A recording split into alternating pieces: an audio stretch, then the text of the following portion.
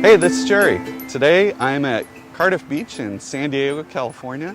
Today I'm going to meet up with Jessie Sebour, Editor-in-Chief of Women's Running Magazine, and today it's all about recovery.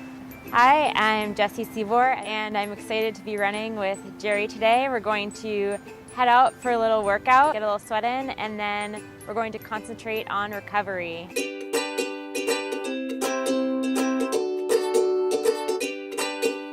So today we're going to go on a 6-mile run, 3 miles out, 3 miles back.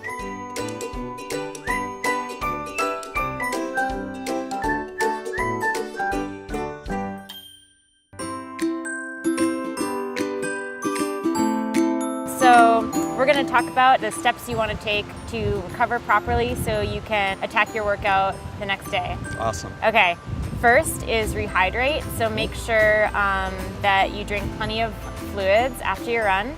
The next step is to refuel. So a big favorite is chocolate milk, which is very tasty and also helps you hydrate at the same time. And then you want to do some light stretching just to make sure you're not going to get any knots or tightness in your legs. And then something that I really like to do is foam roll. It's a form of myofascial release, so just kind of like a massage. And it gets out any knots and kinks and is great for your back, your legs, your calves, really your entire body. All right, so now we're going to meet a friend of mine. His name is Brian Hill. He is the founder of Rehab United, and he'll teach you some more tricks for recovering properly. Let's do it. All right, let's go. All right. So I want to give you today some things that we're going to do before you run and then things you're going to do after you run, which are essentially stretches, but we'll add some strength in there as well. So let's start with that. Does that sound good? That sounds awesome. Okay, let's do it. Let's come over here. Okay, the number one tip I would give is that Jerry is utilizing his stretches on a daily basis. Number two, you need to listen to your body. So if something's bothering you, don't wait 2 weeks to get it looked at. The third piece is be okay with taking the time off or the recovery, meaning if you need that recovery day, listen to your body, pay attention, and utilize it.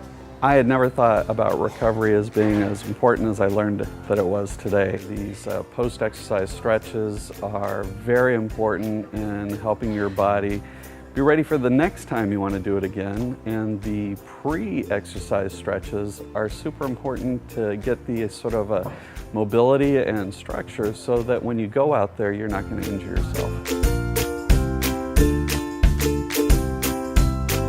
After I met up with Brian, it was time to go back to the competitor group headquarters. I get there and I expect like a meeting where we're going to talk about like what I need to do and what I need to bring and everything else, and it turns out that they were waiting to surprise me.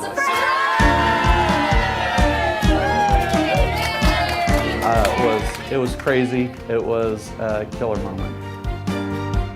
Then I sat down with Nicole and got a little bit of the backstory of things that I shouldn't miss for the Rock and Roll Marathon experience the day of.